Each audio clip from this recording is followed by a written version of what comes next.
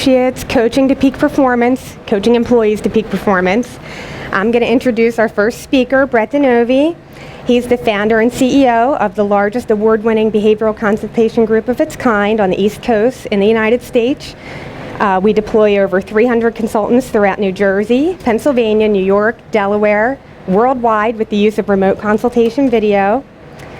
He has the unique and distinguished experience of studying the principles of ABA under the rigorous scrutiny of both Dr. Julie S. Vargas, and her father is the late B.F. Skinner, and Dr. E.A. Vargas at West Virginia University's internationally recognized program.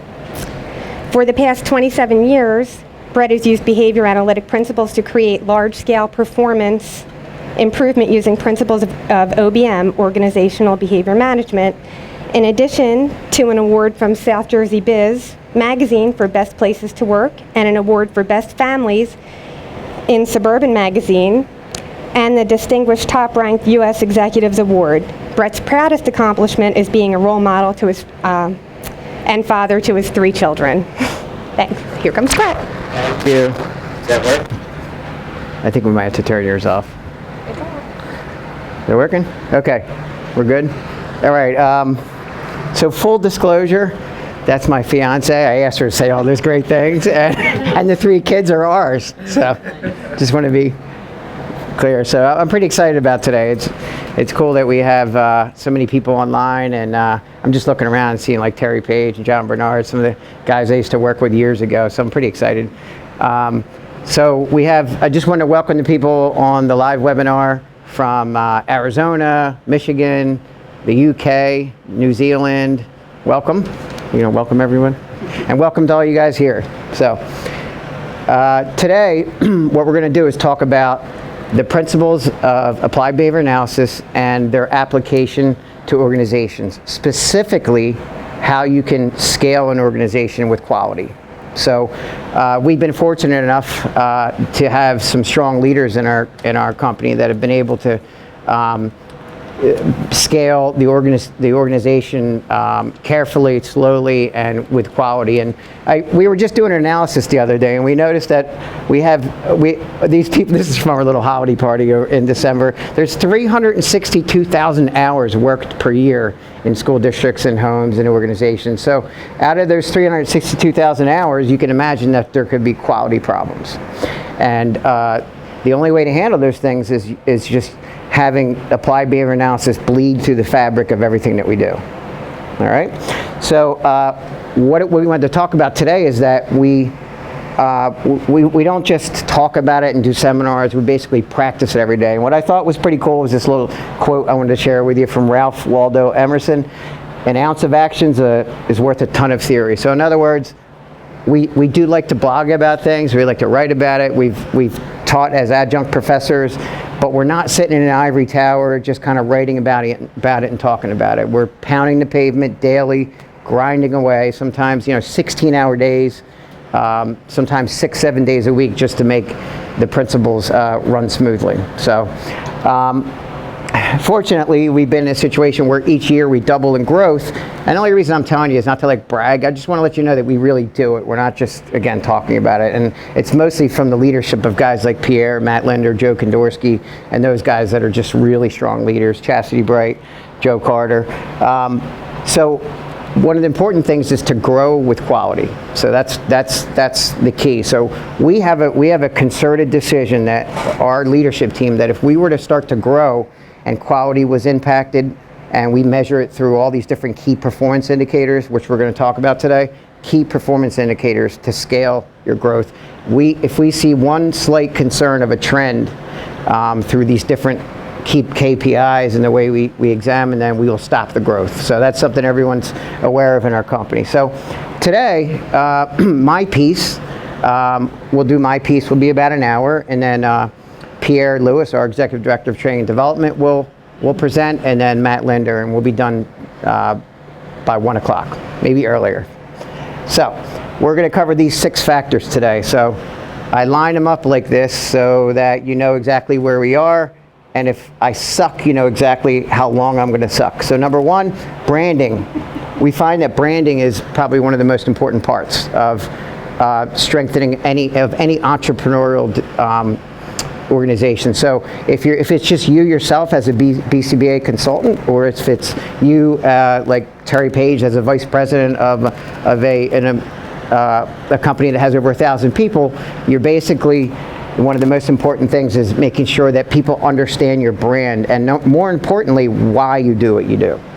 Because companies that do really well, that have sustained over time and that grow quickly, like your Googles, your Apples, they have a real clear vision as to why they do what they do, which we'll get into a second. And then the second thing is we're going to spend a lot of time on concrete ways that you can select employees, and a selection mechanism that we use that's based on data, and ways that you can kind of mine for gold to find the best people you think would represent your brand and your company. So this doesn't just apply to human services, it applies to the medical field and other industries. And then fourth, we're going to talk about, or third, we're going to talk about goal setting. We're going to get into the fact that organizations need to set goals at 3 levels: the individual level, the departmental level, and the organization-wide level. And all those goals have to kind of cascade all the way to the individual and make sure that they're in alignment. So we're going to talk about how you can do that and operationalize the goals. And the fourth, feedback and coaching. Pierre is a master at this, and Matt Linder.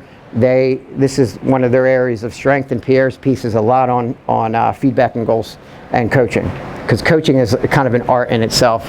We don't even like using the word supervising, because supervision comes with a kind of a negative connotation that, you know, you're just telling people what to do. Coaching is an interactive, reciprocal process where you're helping bring out the best in someone's repertoire. And then number 5, we're going to talk about how do you switch it over to self-monitoring, because obviously if you're part of a company that grows at any scale, you can't just supervise everything like in terms of like a puppet on the string and being a puppet master. You can't orchestrate everything. People have to start to self-monitor their own performance and goal set on their own, and that's the way you generalize that instead of micromanaging. And then, and these are all founded in the behavior analytic literature for 60, 70 years. As a matter of fact, Terry may have done some of that 60 years ago. Just kidding.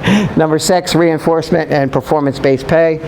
I mean, it's something Aubrey Daniels talks about tremendously, how important it is to have performance-based pay, and we get away from salaries because we're most interested in pay for performance, immediate feedback, and continuous, what I like to call a free operant earning environment. So literally what we do is set up situations where employees have an opportunity to, I guess, go unlimited with their earning possibilities based on the revenue sharing that we're going to talk about today. All right, so just talking about branding, when we talk about why, when it comes to branding, I think the why is really, really important, because like I said before, companies like Google, I mean, look at Google's vision of why, the reason they brand themselves, and not to mention the incredible technological advances they have, but they look at their mission statement. They organize the world's information and make it universally accessible.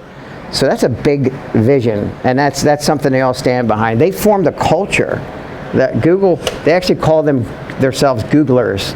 So it's interesting. I don't know if you've ever seen some of the stuff that goes on behind the scenes when you watch in the employment environment. We have weird stuff like they do, like basketball nets everywhere, and we used to ride around on hoverboards, but we got hurt doing that, so we stopped. Specifically, we got hurt bad. And then the next, if you look at Apple's vision, it's pretty cool. Apple has they make a contribution to the world by making tools for the mind that advance humankind. That's big.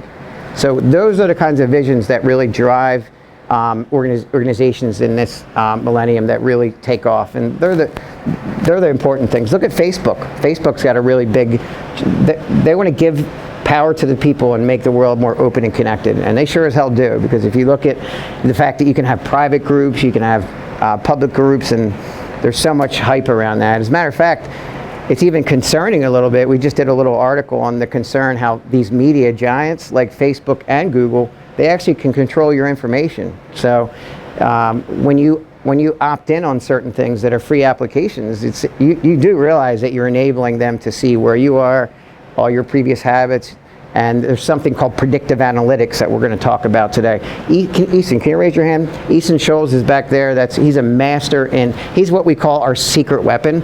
So he basically does all the analytics and creates algorithms that help churn and curate all the data to help us determine what the market forces look like and how we're doing currently. So it's actually something that Forbes magazine suggested that every agency should begin looking at the analytics and creating algorithms to take all this important information and determine what is the consumer going to do next. That's what they're doing. I mean, Facebook and Google, they are predicting what your next move is going to be, and that's why when you log on, all of a sudden you see your favorite things show up on an ad.